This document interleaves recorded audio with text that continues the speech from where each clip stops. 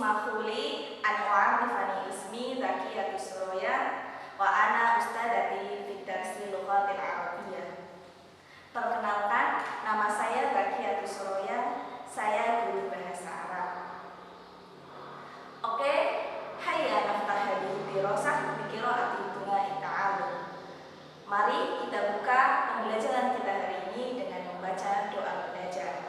Bismillahirrahmanirrahim. Raditu billahi robba wa bil islami dina wa bi Muhammadin nabiyya wa rasulah. Rabbi zidni ilma warzuqni fahma. Amin ya rabbal alamin. Oke anak-anak, pada pertemuan kali ini kita akan membahas tentang tata bahasa Arab atau kalimat-kalimat dari bahasa Arab. Nah, untuk tata bahasa Arab itu sendiri kita akan membahas melalui tata yang paling dasar, tata bahasa yang paling dasar.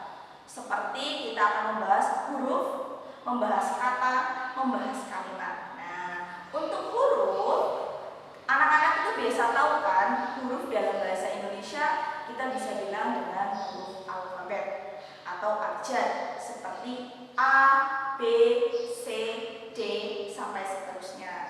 Nah, untuk dalam bahasa Inggris anak-anak juga bisa mendengar atau bisa tahu bahasa Inggris itu seperti A, B, C, or D. Jadi seperti itu ya kalau dalam bahasa Indonesia dan bahasa Inggris. Tetapi dalam bahasa Arab kita biasa menyebutnya dengan huruf hijaiyah. Nah, huruf hijaiyah itu seperti alif, ba, ta, sa, ila akhirih. Jadi ada 28 huruf hijaiyah. Anak-anak bisa melihat pada tabel-tabel huruf hijaiyah. Nah, itu disebut huruf hijaiyah. Selanjutnya ada kata. Kata dalam bahasa Arab kita menyebutnya dengan kalimat. Oke? Kata kita menyebutnya dalam bahasa Arab dengan kalimat. Nah, ketika bahasa Inggris kita menyebutnya dengan word. Ketika bahasa Indonesia kita menyebutnya dengan kata. Nah, dalam bahasa Arab kita menyebutnya dengan kalimat. Dalam kalimat itu sendiri, kalimat adalah susunan kata atau susunan huruf. Susunan huruf yang memberikan arti. Jadi kalau tadi huruf hijaiyah misalkan seperti ka, ta, ba. Kalau ka, ta, ba kita sambung menjadi sebuah kata, kita menyebutnya dengan kataba atau menulis. Nah, kataba itu sudah memberikan arti, maka kataba disebut dengan kata atau disebut dengan kalimat. Jadi kataba itu kalimat. Bisa dimengerti? Selanjutnya kita akan membahas tentang kalimat dalam bahasa Indonesia. Kalimat. Nah, kalimat dalam bahasa Indonesia atau dalam bahasa Inggris kita sebut dengan sentence. Nah, kita bisa menyebut dalam bahasa Arab dengan kalim, qaul, atau kalam. Jadi sama. Jadi kalimat itu adalah susunan dari beberapa kata menjadi sebuah kalimat. Nah, kita menyebutnya dengan qaul, kalam, atau kalim. Bukan dengan kalimat ya, tapi kalimat kalau menggunakan bahasa Indonesia. Contohnya seperti apa, Bu? Seperti ana yadhabu ilal madrasah. Nah, ana saya yadhabu pergi ila ke madrasah sekolah. Sudah memberikan maksud yang jelas. Memberikan maksud yang jelas bahwa saya akan pergi ke sekolah. Jadi kalau kita jabarkan ana yadhabu ilal madrasah, ketika menjadi huruf seperti alif, nun, alif itu adalah hurufnya hamzah, nun huruf sendiri, hamzah huruf sendiri sampai seterusnya. Itu kita bilang huruf. Nah, kalau kita bilang ana artinya saya. Nah, itu termasuk ke dalam jenis kata. Anak saya. Setelah ana, yadhabu juga kata. Ila adalah huruf. Madrasah adalah kata. Ketika digabung menjadi kalimat atau kalimat fi'il kita, saya pergi ke sekolah. Selanjutnya, setelah kita mempelajari tentang tiga tadi, yaitu ada huruf, ada kalimat, ada jumlah atau kalim atau kaul, kita akan menjabarkan tentang kalimat. Kalimat bagian. Yang pertama ada kalimat isim, yang kedua ada kalimat fi'il, yang ketiga ada kalimat huruf. Nah, Bu, apa itu kalimat isim? Kalimat isim, kalimatul isim, dua kalimat dalat alal makna binafsiha walau taktaronat bisalah sati azminatin. Jadi isim itu adalah kata yang berdiri sendiri tetapi tidak berbarengan dengan tiga zaman. Tiga zaman apa, Bu? Yang pertama itu zaman sekarang, zaman yang akan datang, atau zaman yang telah lalu. Jadi yang dimaksud isim itu adalah kata yang tidak berbarengan dengan kata tunjuk waktu. Seperti nama. Nama itu termasuk isim karena nama itu tidak menunjukkan waktu, nama tempat dan lain sebagainya. Anak-anak juga biasa menyebut isim dengan noun. Kalau bahasa Inggris itu noun ya, kata benda. Dalam bahasa Indonesia kita menyebut isim sebagai kata benda. Jadi anak-anak kalau mencari isim itu bagaimana? Tinggal mentranslatekan bahasa Indonesia kata benda yang anak-anak tahu ke dalam bahasa Arab. Nah, itu menjadi kata benda. Seperti sekolah. Nah, kalau sekolah dalam bahasa Arab kita menyebutnya dengan madrasah. Otomatis madrasah itu adalah kata benda atau isim. Jadi kita menyebut madrasah sebagai kalimatul isim. Seperti itu.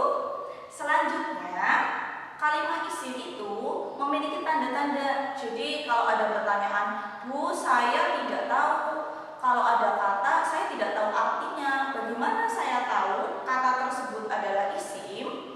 Anak-anak bisa memiliki tiga patokan yang paling dasar. Yang pertama, al-ismu wa yuqrafu bil alifi wa hurufil khafdi wa dukhulul alifi wal lami wa tanwini. Jadi Ibu ulang lagi, al-ismu yuqrafu bil khafdi wa tanwini wa dukhulul alifi wal lami. Isim itu dapat diketahui ketika ada tiga tanda-tandanya. Yang pertama, tanda-tandanya itu adalah khafd. Khafd itu adanya huruf jar. Adanya huruf jar itu gimana, Bu? Anak-anak bisa mencari, nanti akan kita bahas. Huruf jar itu contohnya seperti min, ila, an, ala, atau kata petunjuk kalau kita bilang ya, ke, dari, kata hubung ya, maaf, kata hubung. Nah, selanjutnya yang kedua adanya tanwin. Jadi ketika ada kata itu berharokat tanwin, itu bisa termasuk kategori isim. Kita bisa bilang jamilun atau indah. Nah, jamilun itu ada tanwinnya. Maka ketika ada tanwin di akhir kata jamilun, berarti jamilun termasuk isim. Nah, ketika kita bilang al-madrasatu itu ada alif lamnya atau duhulul alif wal lam, maka disebut juga isim. Tandanya apa ini dikatakan isim? Kalau Ibu tanya, tandanya ada alif dan lamnya pada awal kalimat. Nah, seperti itu ya. Jadi ingat, tanda-tanda isim itu yang pertama ada huruf jar, yang kedua ada tanwinnya, yang ketiga ada alif dan lamnya. Boleh kok salah satunya, tidak bisa tiga berkumpul. Jadi salah satu dari tiga tanda tersebut. Selanjutnya, setelah kita tahu kalimat isim, kita bisa bilang madrasah, Muhammad, Allah adalah isim.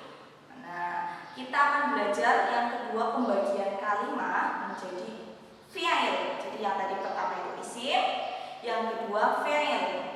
Kalau fi'il, anak-anak biasa mengetahuinya dengan kata kerja. Oke, kalau fi'il, kita ulang lagi pengertiannya adalah al-fi'lu huwa kalimatun dalat alal makna waqtaqtaranat bi ahadi asmatin salasan. Jadi fi'il itu adalah kata yang berdiri dengan sendirinya dan berbarengan dengan tiga zaman, atau boleh salah satunya ya. Yang pertama zaman sekarang, zaman yang telah lalu, dan zaman yang akan datang. Jadi menunjukkan waktu. Kan kata kerjanya itu mau simple present, simple past, atau continuous. Jadi seperti itu. Nah, di fi'il ini Kita bisa bilang seperti contohnya qoro'a. Qoro'a itu menunjukkan waktu telah. Jadi qoro'a berarti saya telah membaca. Kalau saya mau bilang saya sedang membaca apa ibu-ibu, saya bilang yaqra. Saya sedang membaca atau akan membaca. Jadi setelah anak-anak tahu fi'il itu bagaimana, fi'il itu juga menunjukkan waktu ya, menunjukkan waktu. Untuk fi'il itu sendiri tanda-tandanya apa? Wal fi'lu yu'rafu bi qad wasin wasaufa wa ta'i ta'nis. Jadi ketika kita tahu di mana ibu di kalimat itu ada fi'il ketika berbarengan dengan sin. Tapi sinnya bukan sin huruf asli, adanya sin tambahan. Misalkan sayadhabu. Sa di situ berarti akan. Sayadhabu, saya akan pergi. Karena kata dasarnya itu yadhabu. Yadhabu artinya pergi. Kalau kita bilang sayadhabu atau dalam kata ada tulisan sayadhabu, berarti yadhabu itu adalah fi'il. Nah, selanjutnya yang pertama kan tadi ada sa atau sin kita bilang ya. Yang kedua ada saufa. Saufa juga sama. Saufa yadhabu. Artinya saya akan pergi juga. Nah, terus yang selanjutnya apa? Sin wa saufa wa ta'i ta'nis. Ada tanda-tanda tak ta'nis. Selanjutnya ada juga qad. Anak-anak biasa dengar kalau azan itu qad qamatis shalah. Di depannya ada qad kan, berarti qoma artinya fi'il. Qad qoma sedang mendekati atau sedang menjelang sholat. Jadi sholat itu akan segera dimulai. Maka kita bisa bilang qad qomatis sholat. Sholat itu akan segera. Jadi qoma artinya fi'il ya, bukan artinya. Berarti qoma maksudnya itu fi'il. Tadi sudah ya, isim, fi'il. Yang selanjutnya itu ada huruf. Nah, huruf itu pengertiannya ma la yasluhu ma'ahu dalilul ismi wala dalilul fi'il. Jadi, huruf itu adalah sesuatu yang tidak bisa berdiri sendiri dan tidak termasuk dalam tanda-tanda isim atau tanda-tanda fi'il. Jadi, kalau kita bilang itu huruf itu dia itu nggak punya makna kalau dia sendirian. Seperti tadi ada huruf jar, anak-anak bisa dengar kan huruf jar. Huruf jar apa aja ibu? Contohnya seperti min, ila, an, ala, fi, uba, ba, kaf, dan lam. Ada namanya juga huruf qasam. Huruf qasam itu apa ibu? Huruf qasam itu huruf sumpah. Anak-anak biasa bilang kalau kayak gini demi Allah, tapi nanti kalau dalam bahasa Arab itu wallahi. Nah, itu huruf qasam. Wawunya adalah wawu huruf qasam. Kita bisa bilang wallahi, tallahi, billahi. Nah, tapi jangan sering-sering pakai qasam ya, itu tidak baik. Orang itu menggunakan huruf sumpah untuk sembarang hal.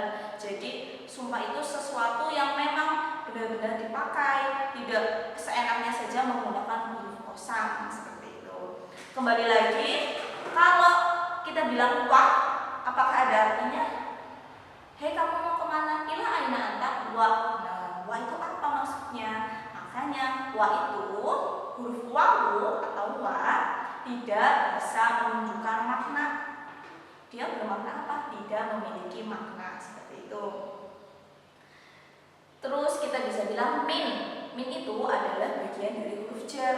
Ketika dalam kalimat min itu bisa berarti dari ana minal madrasah, saya dari sekolah. Tetapi ketika kita bilang hanya min, dia tidak memiliki arti dan tidak memberi maksud kepada orang yang diajak bicara oleh kita. Seperti itu, bisa kita ingat ya, kita memoris lagi, kita ulang lagi apa yang sudah kita pelajari. Yang pertama tadi kita belajar tentang dalam bahasa Arab ada huruf, ada kalimat, ada qaul, kalam atau kalim. Nah, jadi ada huruf, ada kalimat, ada qaul. Nah, kalau dalam bahasa Indonesia kita bilang ada huruf, ada kata, ada kalimat. Dalam bahasa Inggris kita bilang ada alfabet, yang kedua ada word, yang ketiga ada sentence. Nah, dalam bahasa Arab kata atau kalimat itu terbagi ke dalam 3 bagian.